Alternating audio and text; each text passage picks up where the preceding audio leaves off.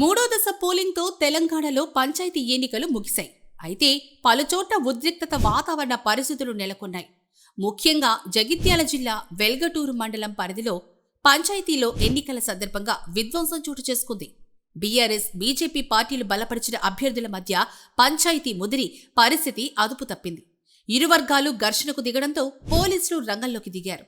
ఈ క్రమంలో పోలీసు సిబ్బందికి గాయాలు కావడంతో గాల్లోకి కాల్పులు జరపాల్సొచ్చింది.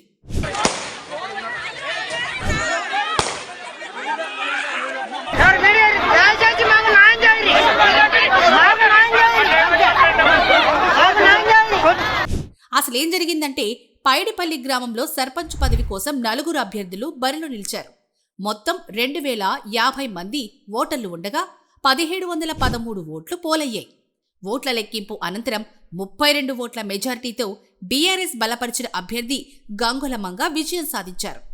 ఓటమిని అంగీకరించిన బీజేపీ బలపరిచినటువంటి అభ్యర్థి జక్కుల మమత సంతకం చేసి కౌంటింగ్ స్టేషన్ నుంచి వెళ్లిపోయారు. అయితే కాసేపటికే మమత మద్దతుదారులు మళ్లీ పోలింగ్ స్టేషన్ వద్దకు చేరుకుని ఒక బ్యాలెట్ బాక్స్ లెక్కింపులో అవకతవకలు జరిగాయంటూ ఆందోళనకు దిగారు. ఓ ప్రముఖ రాజకీయవేత్త కౌంటింగ్ కేంద్రంలోకి వెళ్లడంతోనే ఫలితం తారుమారైంది అంటూ ఆందోళనకు దిగారు. ప్రతిగా గెలిచిన సర్పంచ్ అభ్యర్థి మంగా మద్దతుదారులు అక్కడికి చేరుకోవడంతో వాతావరణం ఉద్రిక్తంగా మారింది.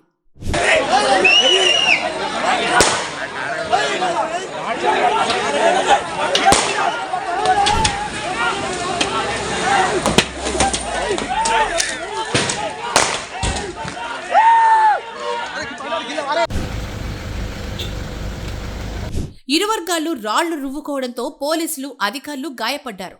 జగిత్యాల డీఎస్పీ రఘుచందర్ తలకు తీవ్ర గాయాలయ్యాయి. పోలీసు వాహనాలు ధ్వంసమయ్యాయి.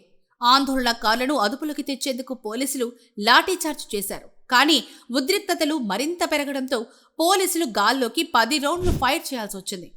ఆందోళనకారులు ఎంసీసీ కోడ్ ఉల్లంఘనకు పాల్పడి డ్యూటీలో ఉన్న పోలీసులపై దాడి చేసినందుకు పలువురిపై కేసులు నమోదు చేశారు.